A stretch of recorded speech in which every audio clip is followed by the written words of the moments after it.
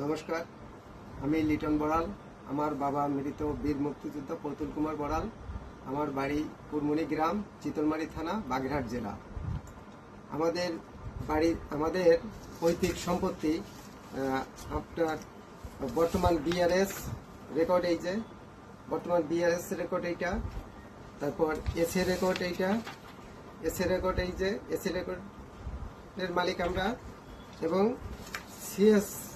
CS রেকর্ডের মালিকও আমরা। ওয়ারিশ সূত্রে, পৈতৃক সূত্রে আমাদের এই সম্পত্তি, এবং আমাদের এই সম্পত্তিতে আমার কাটা আছে প্রায় এই 35 খান দাখিলা। সমস্ত দাখিলাগুলো আমাদের কাটা এবং আপডেট চলতি সাল পর্যন্ত আমাদের দাখিলা কাটা।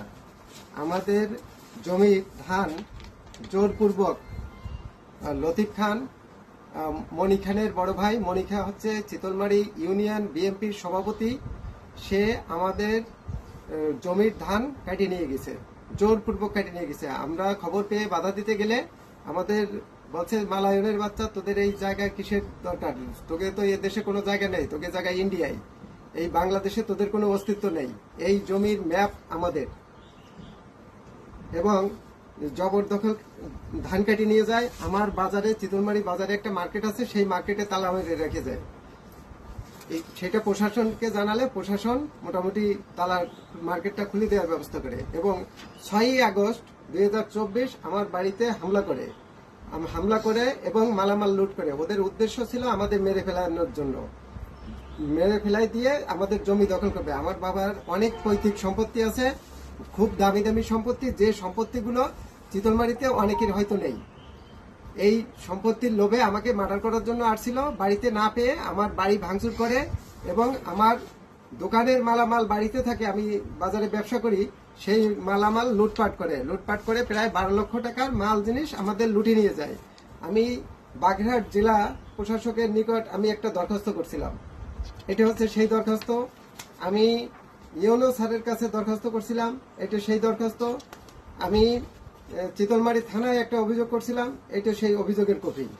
এবং আমি এসপি স্যারের কাছেও অভিযোগ জানাইছি, এই যে পুলিশ সুপার বরাবর, এই সেই কপি।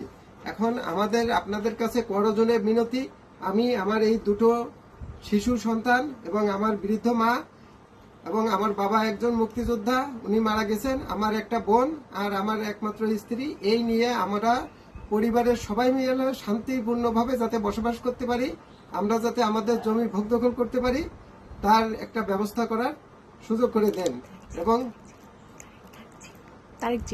এবং মাননীয় প্রধানমন্ত্রী তারেক জিয়া মহোদয়ের কাছে আমার বিনীত অনুরোধ, যাতে আমার পরিবার সুস্থভাবে শান্তিতে থাকতে পারে, এবং আমাদের জায়গা জমি যাতে আমরা ভোগ দখল করতে পারি।